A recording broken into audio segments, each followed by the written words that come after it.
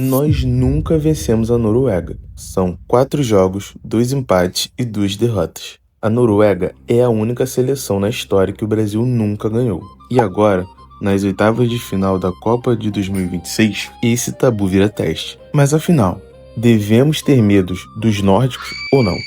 A Noruega venceu os 2 primeiros jogos do grupo goleando, 4-1 no Iraque, 3-2 no Senegal. Garantida na fase eliminatória, entrou com o time reserva contra a França e perdeu por 4-1. Decisão calculada do técnico Solbakken para poupar os titulares antes do mata-mata. E o nome que explica essa estratégia é Erling Haaland. Ele tem 60 gols em 53 jogos pela seleção, a melhor média entre os artilheiros com mais de 50 gols nos últimos 100 anos. E não é só pela Noruega que ele vive um momento gigante. Na temporada 25-26 foram 27 gols e 8 assistências em 35 jogos, conquistando o prêmio de artilharia inglesa pela 3ª vez na carreira. Ele já foi 2 vezes campeão inglês pelo Manchester City, na temporada 22-23 e 23-24. Mas o nome que vem chamando a atenção dos torcedores brasileiros, Anthony Nusa, autor do primeiro gol da Noruega contra a Costa do Marfim.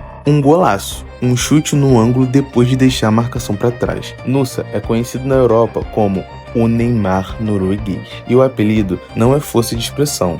O próprio jogador já declarou em mais de uma entrevista que Neymar é seu ídolo e que tenta reproduzir os dribles do brasileiro em campo. Em 2025, ele até chegou a jogar contra o próprio Neymar num amistoso entre Leipzig e Santos e trocou a camisa com ele no fim do jogo. Para você ver que não é só o artilheiro que impõe respeito. A Noruega também tem a maior média de altura entre todas as seleções dessa Copa, empatado com a Bósnia, 1,87 por jogador, quase 5 centímetros a mais que a média do Brasil. No jogo contra a Costa do Marfim, a Noruega foi escalada no 4-2-1-3. Sander Berge e Patrick Berg como os 2 volantes na proteção, Odegaard um pouco mais avançado, armando por dentro, e um trio ofensivo com Haaland centralizado, Nusa e Solort. É um time que ataca com gente suficiente para criar entre as linhas, mas que também deixa a criação bem concentrada nos pés de Odegaard, uma peça que o Brasil tem que isolar pressionando a saída de bola. Isso é a Noruega,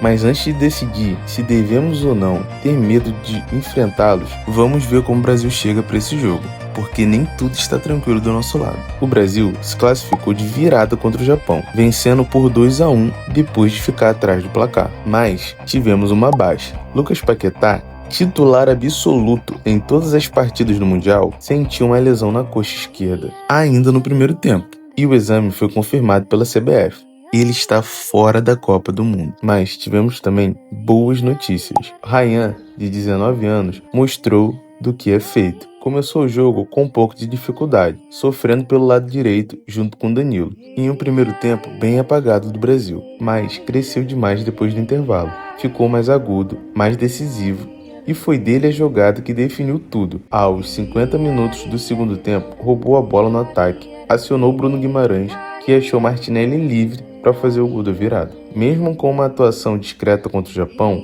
Matheus Cunha é um dos artilheiros dessa Copa, com 3 gols na campanha. Endrick entrou no intervalo no lugar de Lucas Paquetá e foi elogiado pelo próprio Ancelotti. E tem Neymar, que voltou de lesão na panturrilha. Não entrou contra o Japão, mas segue sendo referência no grupo. Foi flagrado dando conselhos para Endrick e Ryan antes deles entrarem em campo.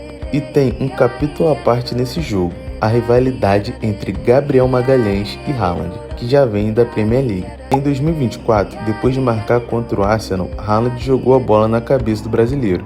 Gabriel respondeu meses depois, provocando o norueguês numa goleada de 5-1. No duelo mais recente entre os clubes, teve puxão, camisa rasgada e até um choque de cabeça entre os dois. Fora de campo, os dois se respeitam. Gabriel já disse que Haaland é o adversário mais difícil que enfrentou na Premier League. Agora, pela primeira vez, os dois não vão se enfrentar pelos seus clubes, e sim pelas suas seleções, para uma vaga de quartas de finais de Copa do Mundo. Então, fica a pergunta.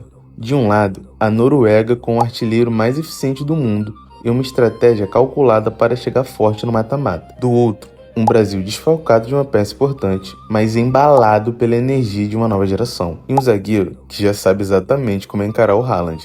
O tabu de quase 30 anos sem vencer a Noruega está aí. E domingo, o Brasil tem a chance de finalmente quebrá-lo. Depois de tudo isso que eu te contei, me conta nos comentários. Afinal, a gente tem que ter medo da Noruega ou o Brasil vai finalmente quebrar esse tabu? Deixa o like, se inscreve no canal para não perder os próximos vídeos e tamo junto.